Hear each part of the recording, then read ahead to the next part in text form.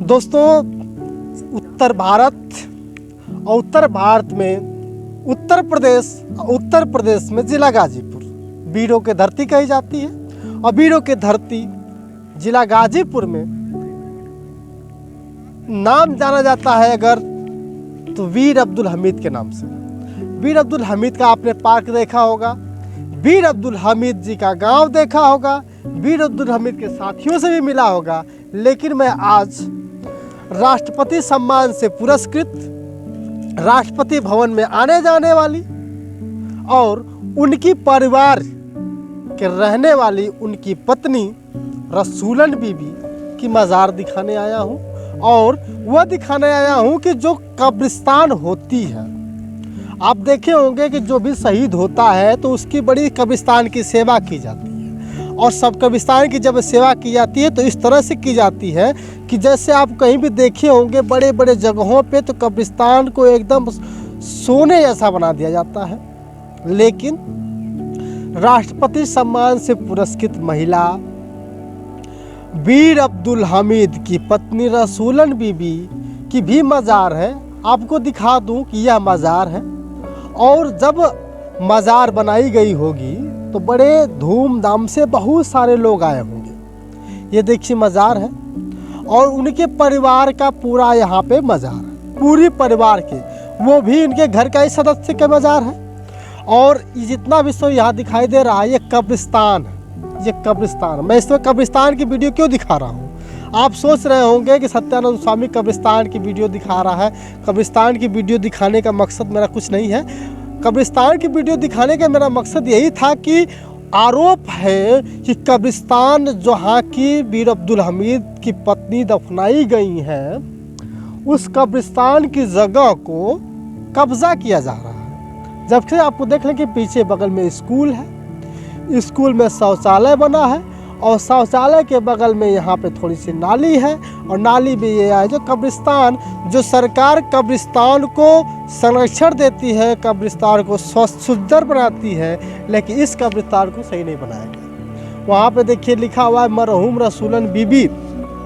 1965 में जब वीर अब्दुल हमीद शहीद हो गए तो उनके शरीर को यहाँ नहीं लाया गया, बल्कि उनको वहीं दफना गया और वहाँ की थोड़ी सी मिट्टी ला करके यहीं इधर ही कहीं पर अगल बगल में उसको दफना दिया गया। गड्ढा खोदा गया था ताकि लोगों को ये पता लगा सके कि नहीं वहाँ की मिट्टी आई और उनके ही इलाके धामूपुर गांव में दफनाई गई। लेकिन जब रसूलन बीबी जो उनकी पत्नी थी, उनकी पत्नी का जो मज़ार थी यानी कि उनका जो शरीर था यहाँ पे दफनाया गया। लेकिन अब कहना है कि दफनाने के साथ साथ कुछ गलतियाँ भी की गई। गलती की गई कि सबसे पहले देखिए बगल में बाबा जी की मज़ार है। बाबा जी के मज़ार के बगल में बहुत विशाल सुंदर सा पेड़ है और उसी के बगल में कब्रिस्तान है।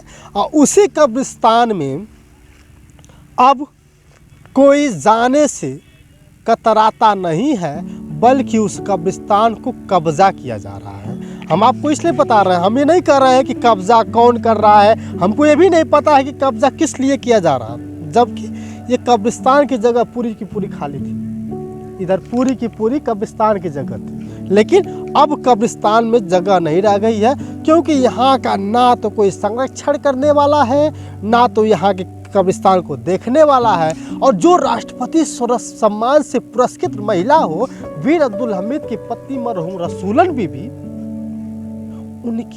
उनकी जो कब्रिस्तान है उसको ना तो सफाई से सफाई रखा जाता है, ना कुछ रखा जाता। ये उत्तर भारत की तस्वीर है। हम ये कहते हैं कि कम से कम यहाँ का भैया सेवा कर दो, साफ सुथरा कर दो। ये भी मिट्टी है, यहाँ पे लगना किसी को दफनाया ही गया होगा। लेकिन दुख इस बात का नहीं होता है। दुख इस बात का है कि इस कब्रिस्तान को साफ सुथरा रखना चाहिए, इस कब्रिस्तान को कब्जा होने से बचाना चाहिए।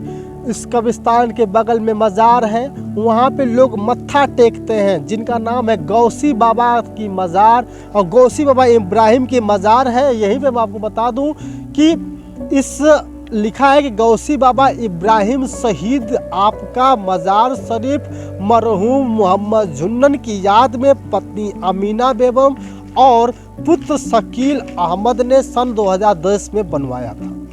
ये देखिए सारी जो है कि आपको दिख रहा है जो पेड़ लगा हुआ है इस पर, ये भी किसी का जो है कि कब्र ही होगा, मुझे जहाँ तक मेरा अनुमान है। और इस पेड़ के बारे में बात करें तो इस बहुत ही विशाल पेड़ है। वाह, इतना खतरनाक और इतना विशाल पेड़ शायद आप कहीं नहीं देखे होंगे। आप अगर देख सकते हैं तो भारत में गाजीपुर का जिला गाजीपुर में धामूपुर, और धामूपुर में इतनी बड़ी जो है कि पेड़ कहीं आपने नहीं देखी होगी। इसी के बगल में एक सुंदर सा कुआं भी है वहाँ पे, और कुआं में अभी आज भी पानी है। लेकिन हम बात कर रहे हैं कि आपने सारी चीज़ें आपने देखी होगी, लेकिन मैं आज दिखा रहा था कि इस जो आप पार्क देख रहे थे वीर अब्दुल हमीद जो शहीद हो गए 1965 की लड़ाई लड़ते लड़ते शहीद हो गए, और शहीद होने के बाद उनकी पत्नी भी किसी वजह से उनकी मृत्यु हुई, और मृत्यु होने के बाद उनके पार्थिव शरीर को यहाँ पे दफनाया गया। उनके दादाजी हैं, उनके बाबूजी हैं, उनके बेटे हैं, सारे लोग यहीं दफनाए जाते हैं। लेकिन इस कब्रिस्तान की सेवा नहीं होती है, इस कब्रिस्तान को बस इसी तरह छोड़ दिया जाता है। ना तो इस कब्रिस्तान को संरक्षण के लिए सरकार ने कभी जायज़ा लिया। सरकार जितने भी कब्रिस्तान हैं उस सारे कब्रिस्तान को चारों तरफ चारदीवारी लगाती है, लेकिन इस कब्रिस्तान में जहाँ वीर अब्दुल हमीद की यादें जुड़ी हुई है, वीर अब्दुल हमीद की पूरा परिवार यहाँ पे समाहित है, लगभग जो लोग इस दुनिया में नहीं हैं उनका पूरा पार्थिव शरीर यहीं पर दफनाया गया है। उस पार्थिव शरीर को इसी तरह छोड़ दिया गया है, मतलब दफना करके इसी तरह छोड़ दिया गया है।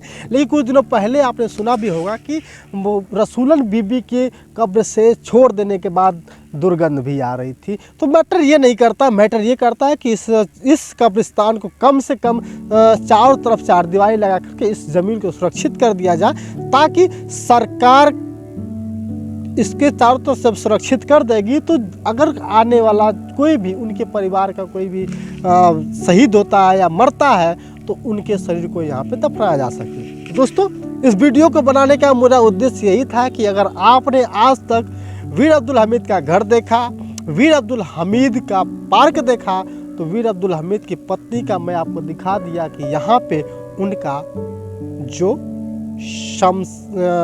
जो कब्रिस्तान है यानी कब्र है।